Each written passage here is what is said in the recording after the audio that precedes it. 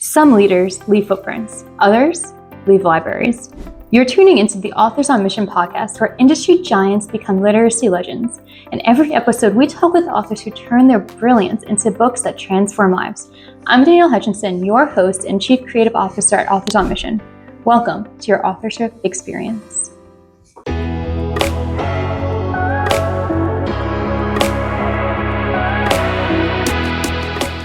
Hello and welcome to Authors on Mission podcast, the podcast committed to delving into top-tier insights and strategies employed by established experts to achieve success while inspiring authors. I'm your host, Danielle Hutchinson, the Chief Creative Officer at Authors on Mission. Today, I'm absolutely thrilled to welcome Terrence Davis, author of Courageous Fire, Courageous and Passionate Leadership. Davis is the superintendent of Banning Unified School District, and he's a seasoned educator with over 27 years of experience. He specializes in transformational leadership and as a featured speaker at major educational conferences, and he's the founder of Courageous Leadership Innovations. He's really dedicated his career to reshaping education through bold, purpose-driven leadership. And in his powerful book, Davis shares how leaders can harness courage as a catalyst for positive systematic change, particularly in educational settings. He reveals strategies for transforming fear into fuel, advocating for underserved students, and fostering cultures of innovation where anyone can thrive. Today, we're going to explore what it truly means to lead with courage, authenticity, and purpose in our educational systems and beyond. And of course, the good old writing process. So here we go. Terrence Davis, welcome to Authors on Mission podcast. Danielle, thank you so much for the opportunity to talk about the writing process, which was a little challenging, but as you can see, it's done. The opportunity to talk about authors on a mission, and more importantly, to talk about courageous leadership is something that we all need, no matter what field you're in, no matter what you do, because I truly believe everyone has something inside of them that can be explored and that they can change the world, and is building that courage muscle to get there. So thank you again for the opportunity. Yeah, always. We love to have, inspiring leaders just like yourself on all the time, because our listeners today are inspired to write. They're inspired to make positive change. And this is the perfect type of system they need in place. So, that being said, I understand, as a superintendent of the Banning School District, how have you applied this philosophy to your own life and your own district and leadership strategies? Do you also harness that courageous fire philosophy in your day-to-day life? Well, harness is a word that I use often, Danielle, and I think that's just it, is harnessing it. Because from an educational standpoint, a lot of people did not get into education to be courageous, to battle conflict. They got into education, including myself, to work with students.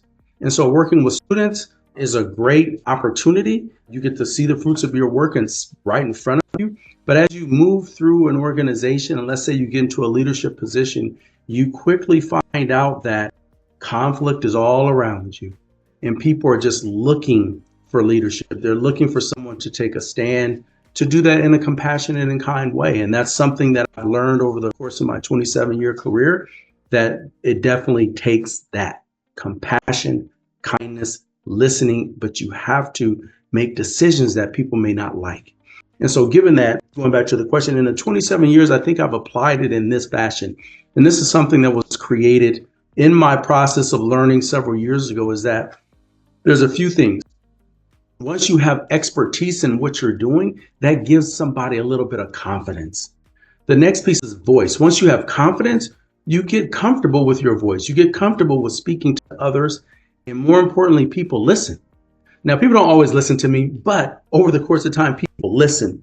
And then that next piece, as people start listening and you become really firm in what you believe in what you're saying, you develop this passion. This passion starts to build. And when it builds, you mix that in with courage, and then there's the fire. And that's what courageous fire is all about. How do we get to that fire from a courageous standpoint? But you have to have these other things in place. And it really comes and was built based upon conflict. Conflict is always around us. As an example, today I met with a group of our classified leaders. There's about 100 staff in there. They were sharing their concerns, which isn't always a comfortable space to sit in. But when you do things like that, you're addressing the issues, you're listening to things. And as you start to make change, people start to believe in you. So it's the actions that one do that led me actually to this book and the whole thought process around Courageous Fire. Understood. And thank you for kind of, walking us through all of that. And I understand completely what you mean. Being an educator myself, we didn't quite go into this field to fight battles. We're here because we like the kids. We want to, teach them and guide them and shape them. But you're right. I mean, we see it every day that it does require, jumping over hurdles in a way and kind of, having to put yourself out there a bit. So I can see how this definitely developed from that and how you're able to implement it in that way.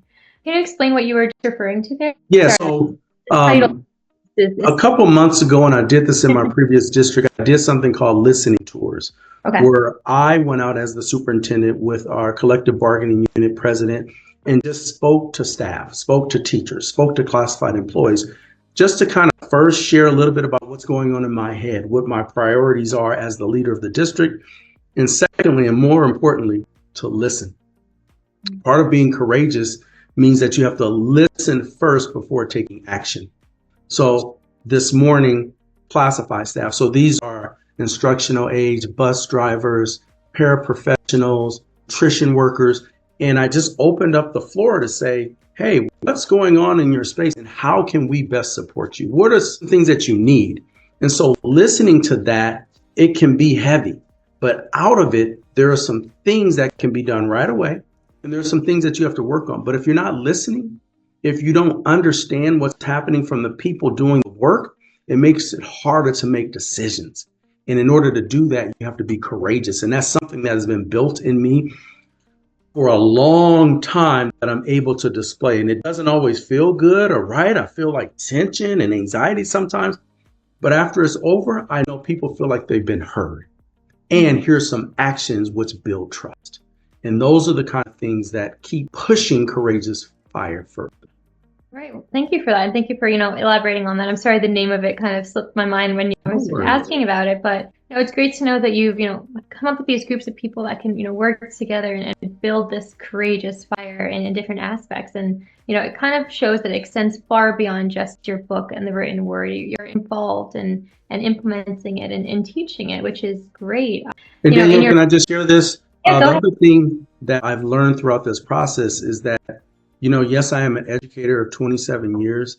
However, this book applies to anybody, anyone and anything. Let's just say you're a gardener and you want to be the best gardener that exists on life. You can build that skill. You can build that competency over time, but you have to have the mindset and the mentality to be the best.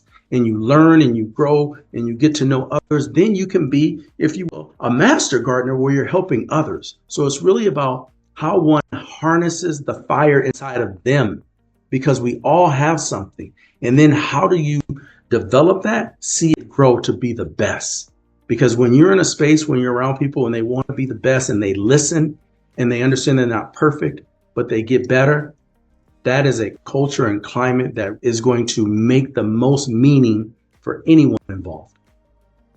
Thank you. And I'm glad that you were able to explain that, because you're right. A lot of our listeners today, or anybody who picks up your book, might not necessarily be educators. They might be in any type of role. So it does apply, because anybody, with any type of leadership that need any leadership role, it can apply it.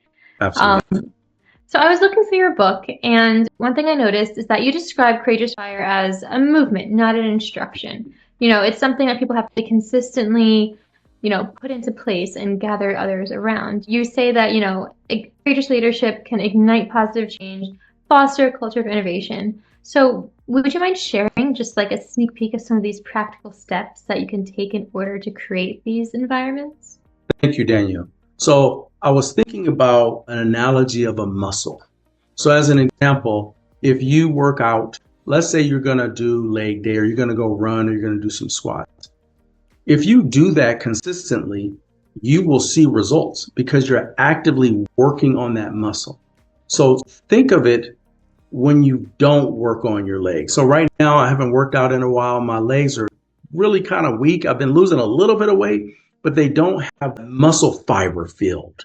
And so I use that as an example of courage.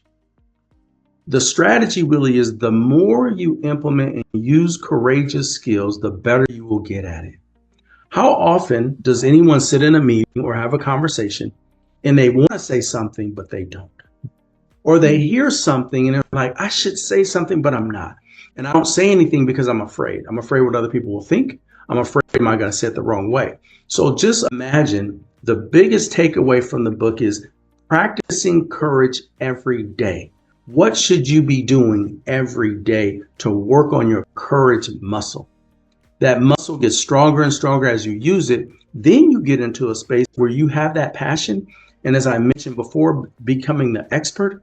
And then when you speak, you feel confident because you know you are helping others or your intent is to help others. So it's really a daily activity of taking any situation in your day and saying, I think my voice is needed, or how do I help someone else develop their voice? Because in a room with 30 people, one person speaking, there's 30 different perspectives of what is being said, not one. So how do you ensure that your voice is shared? That way there's meaningful impact. Right. Well, thank you for sharing that with us. And I love the example that you made about, working out your muscles. It's something that you do need to practice as with any skill. So, it's a great comparison, a very practical way for us to think of that. I like that a lot. So, kind of branching off of this, if I understand correctly, you began by sharing your insights on this through speaking engagements. Is that correct? Yes. Right. So back in 2018, this is before the pandemic, I started to do a lot more speaking. And then I worked with a colleague, and there's a short story in the book about how Courageous Fire came about. I was working with someone who saw something in me. And so we kind of played around with words in our proposal and submission. And that's where Courageous Fire came from. And so then I started to speak on it a little bit. And the pandemic kind of closed everything down. But after the pandemic, it just kept coming back to me. And that's when I came up with this idea of writing a book to support what I'm actually doing and what I want the world to embrace. Understood. Thank you for that. I appreciate it. And can you share a little bit more about this writing process? Like, for example, did you do a lot of brainstorming, outlining? How did you kind of take all these theories and put them into the written word? Well, writing has never really been my forte. It's something that can be cumbersome. What I've learned over the years is I'm a great editor. Like, I can read anything and tweak it, but writing is just one of those things that you get blocked, you have thoughts. And so I had some help in getting down what are the main kind of components. And those main components went into chapters. And then, as I mentioned, each chapter has strategies, a reflection, and a story. So then you start to develop that outline. That makes it a little bit easier. But then what happened to me is what happens to everyone in life. You get busy. This is going on. That's getting on. And it just gets put on the back burner. And I said, look, just like my doctorate, I didn't finish, but I'm going to finish this. So it's really, I was fortunate to have some help working through this to say, what is that chapter? What does it look like? Let's kind of go back and forth. You articulate these kind of components. You write this specific detail, and then let's make sure it fits in the template, in the model. So it took a lot of work and a lot of time, but it's really harnessing on that original thought. And then how do you take that thought and put it into, let's say, different chapters to articulate the complexity of your topic? Understood. Yeah. So it's all about, creating that outline and really making sure that you have structured points to make, and it's not just going all over the place, but you're able to, articulate exactly what needs to go in. And it's good that you have a team, working beside you. Sometimes you need that. And everybody listening today, sometimes you just need somebody to either hold you accountable to make sure that you're finishing those chapters, or to, ask questions with things back and forth. So always a good thing to keep in mind if you're interested in writing a book. Danielle, several colleagues of mine who are superintendents, when this book was published, they said, you know what? You inspire me. I'm thinking, how do I inspire you? They said that they have been thinking about writing a book for a long time. And I just share with them, you just have to start. Just like you said, get that outline together. Even if you're having thoughts centered around whatever you want to talk about, start jotting down ideas. I actually have what I will call a third book on a Post-it. And what it is, here's the title and here are the chapters. And so that's where it starts. And then your brain starts to think about those things. Then you kind of sketch out what those chapters look like. But that is the crux of it. And that is something that you can keep going back to keep you on target. Understood. Yeah, thanks for sharing that information. And for everybody there, that's a great insight and a great tip to put into place yourself when you begin writing. Now, for you specifically, Terrence, you mentioned before about how your theories, it's not, solely for education, right? It's for any type of leader. So I wonder, was there a challenge in balancing writing for general leadership audiences while also trying to incorporate your specialized knowledge of educational systems? Was there a little bit of filtering you had to do in any way? I think a little bit. One of the things that I changed during the pandemic is I started to listen to a lot of books. Just listening to books kind of gave me a different reference. Now, growing up, I didn't read a whole lot of books, definitely not in high school. It wasn't until college that I read my first book cover to cover.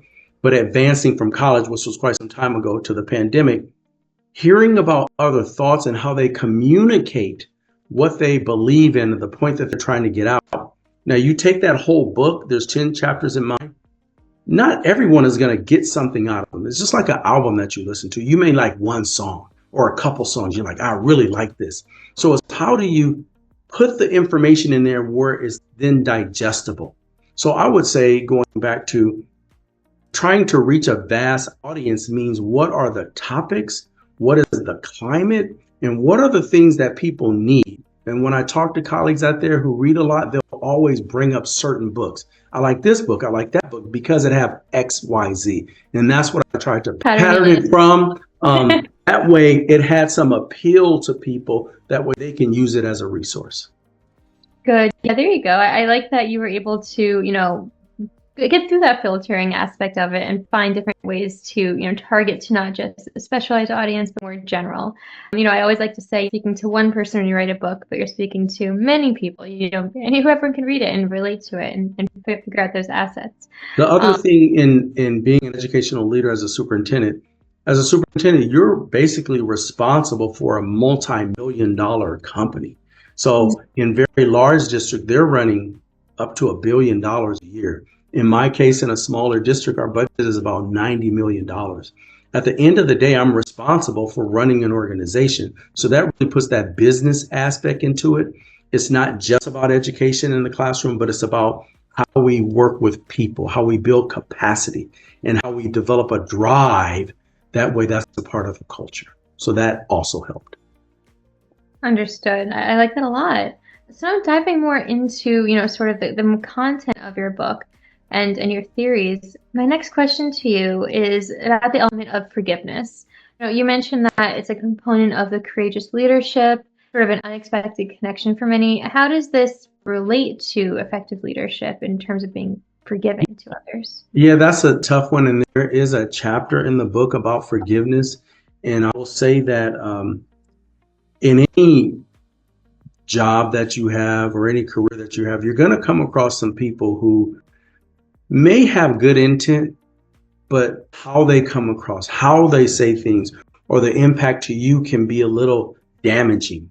And I hear about this a lot in the environment. I hear about they don't like me or they don't care about me, but that may not be the intent. And the only way you can get through that is first trying to get to the person and sharing, this is how I took that. This is my perception. Now, there are some sayings that perception is the editor of reality or perception is reality. I don't believe in any of those things. I believe that a perception is one's processing of the information based upon their background experiences. So given that, I think getting to listening and understanding of people is key, is critical, because without doing that, you don't know where they're coming from and why. And so it's time that's involved in order to develop that from others. And then that buys trust. It says that you're not perfect, but you're willing to listen and you're willing to adjust things based upon that person's perception, which is really important. Understood. Yeah, thanks for sharing that. And I do agree that, a lot of people do need that element of forgiveness. You can't always be holding on to, grudges or anything, just, especially when you're a leader, you need to encompass and see everybody for who they are and that, that they're all just at the end of the day doing their best. And I've changed a lot, Danielle, over the years that I've become much more compassionate and understanding. I think the pandemic changed a lot of environments. Like right now, we're virtually talking.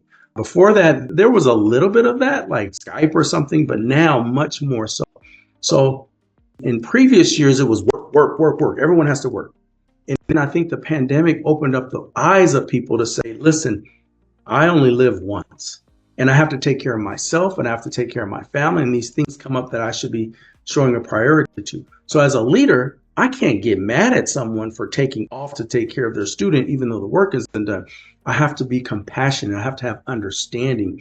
And that's where that forgiveness kind of comes in, is that you have to put yourself in other people's shoes because things happen to you as well. Now, as a result, we may not be as efficient or effective, but if we're listening and taking care of people, that will take care of itself in the long run. Understood. Yeah, thank you for sharing that too. By the way, I see right behind you, you do happen to have the book. I see the flames, kind of shooting out to the screen right now. Do you mind, holding that closer to the camera for us so we can take a look? Actually, that is a picture. Oh, However, I do have a copy right here. Terrence, this whole time we've been chatting, I thought that was your bookcase. I have it right here. Great. Okay, so it's a little bit hard with the virtual background, but yeah, we can do some edits probably to make. There we go. I see it there. So it's a beautiful cover, by the way. Did you design that yourself, or did you have? So getting to the manuscript was a lot. It took me almost a year and a half to get to the manuscript, and there were times where I felt, oh my gosh. But I had good people around me and we got to the manuscript. Once you get to the manuscript, then it goes into editing. They assist you, Authors on a Mission assist you with images. And so I had probably 10 or so images that were provided to me that I was like, wow, I was blown away. And so I kind of tweaked things here or there to come up with the cover of the book. And I don't care if you don't like it or not. If you don't like it, it is a beautiful paperweight because it's a beautiful image about that courageousness. And that heart there is really my heart on fire for learning, for being better. And that's where it comes out. It just exudes out of me and it exudes out of others. And that's that image that I like to have. But Authors on a Mission helped me with that for sure. Yeah, I'm very happy to hear, one, that you did have a good experience with Authors on Mission, that we were able to help you fully put your ideas onto the page and get it out there. But yeah, I mean, that cover for sure, it's very, visually stunning, right? You see fire and immediately your eye is drawn to that. People don't like to say that you don't judge a book by its cover, but it does, play a little bit of an element, and it accurately represents the message of your book, which is a whole nother aspect to think about too.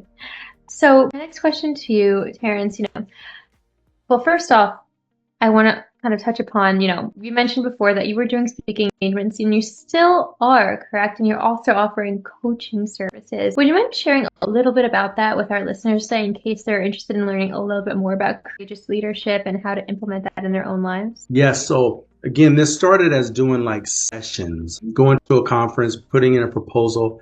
And now I'm at the point where I'm actually doing keynote engagements where I am the keynote to kind of get the crowd rallied up and fired up around courageousness. And the beauty about the topic, it can be molded to any topic. I can create a personalized experience based upon the theme and thought of that conference. So I just shift it around because the biggest part is the audience and what they are trying to take away. In terms of coaching or executive coaching, now it is a little challenge, I'll say that, because superintendent role is a full-time plus job. So it never ends. And so I am in my 9th year as a superintendent. So I would say I definitely have a lot of battle scars, but what that does is brings me some experience. So I'm able to kind of monitor. I can't do a whole lot, but if you go to courageousfire.net, there's a website that I have, and there you can comment. There's a newsletter. If you want to book engagements, executive coaching, we can work that out. Because again, my role or my thought process in this is that I want to make the world a better place. And what better way for me to do that is to share that 27 plus years of experience to others who may not have that. So that way we grow together. I don't know more than any person, but collectively, with experience, we can become and get in a better space and build our capacity. Awesome, awesome. So to anybody listening right now, you can take a look at the description box and go ahead and click those links and check out, all about the programs offered and how to get in touch with Terrence too. all that stuff. Maybe at the end of the podcast, before clicking on it, hear us out a little bit longer. Because I do, want to see if you do happen to have any other tips for aspiring authors who maybe are inspired by your, courageous ideas. What advice can you offer them in their own implementation of their ideas into their books? One of the things that I did after the publishing of this book, because of my job, I have the opportunity to go to several professional learning events. And so whenever there's a keynote, I make sure I go and then I take notes. How can I improve what I'm doing? The other thing is start to record yourself. Even in a staff meeting, set up a camera to see how you talk, how you're coming across, so you can start to shift that. And finally, another thing that I did, I started to reach out to other keynotes, other people in the space.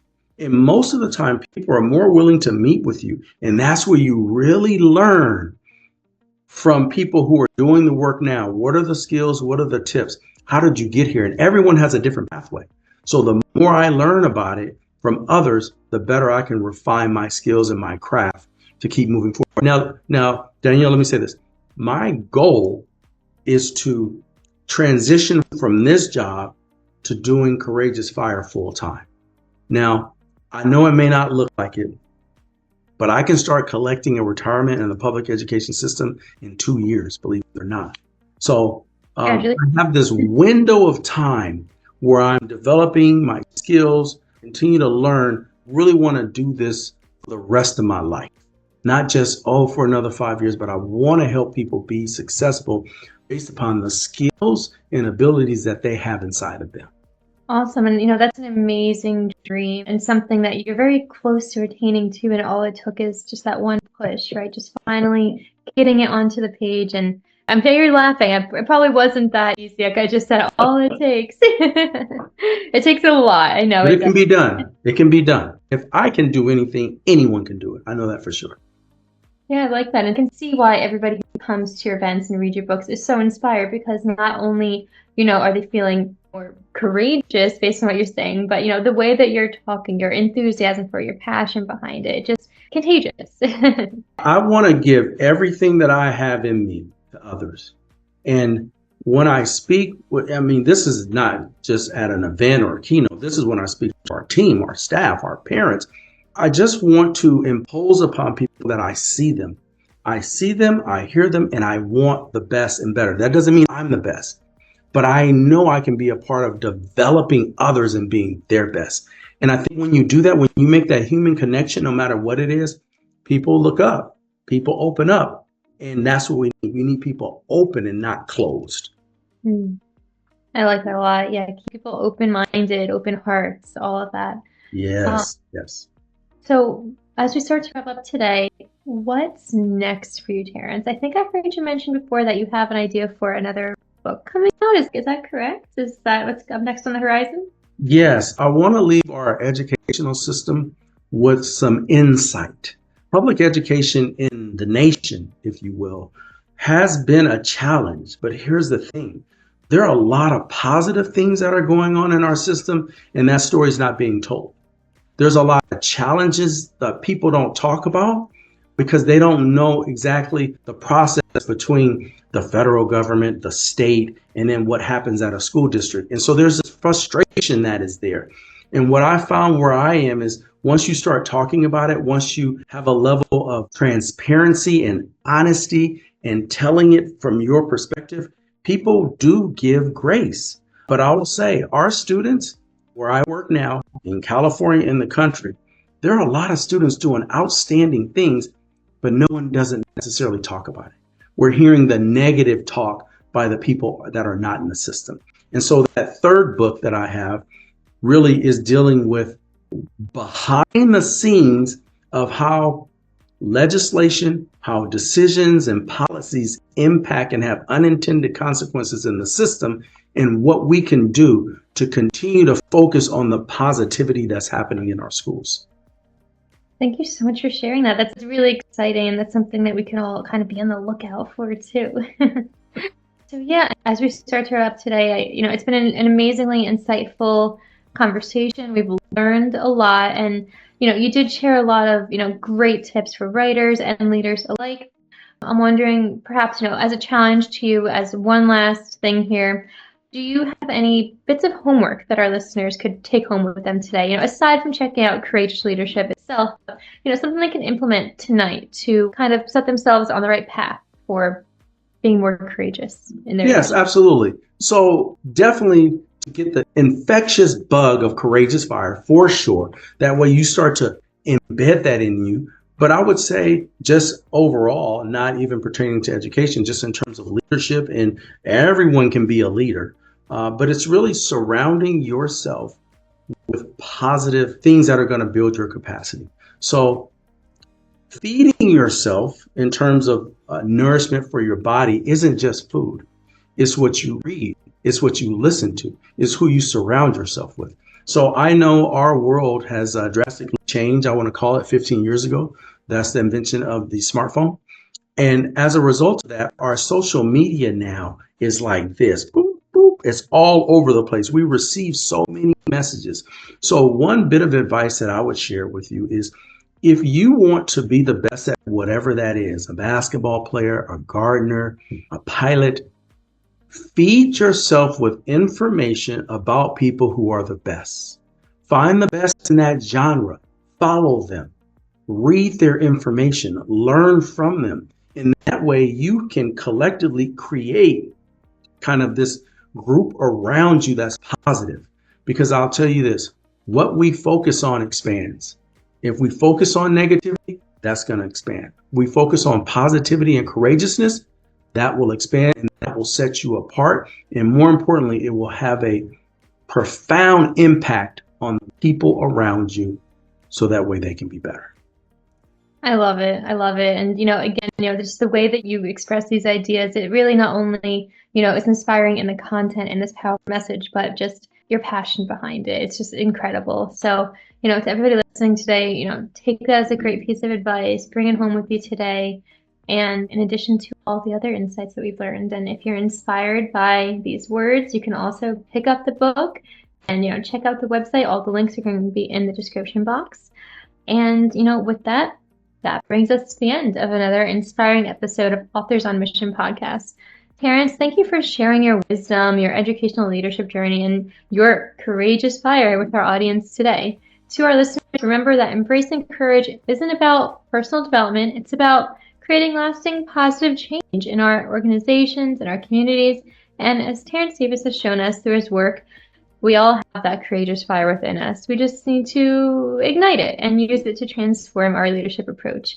So again, check out Courageous Fire, available now. And our mission at Authors on Mission is to empower you with the knowledge and self-assurance needed to become an expert in your own right. So go forth, ignite your courageous fire, and lead with both passion and purpose. Until next time, remember that your mission as an author starts now. Have a great night, everybody.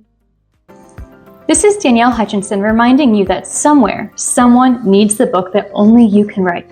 Visit authorsonmission.com to start your legacy. Until next time, keep leading, keep inspiring, and keep thinking in chapters. Have a great day.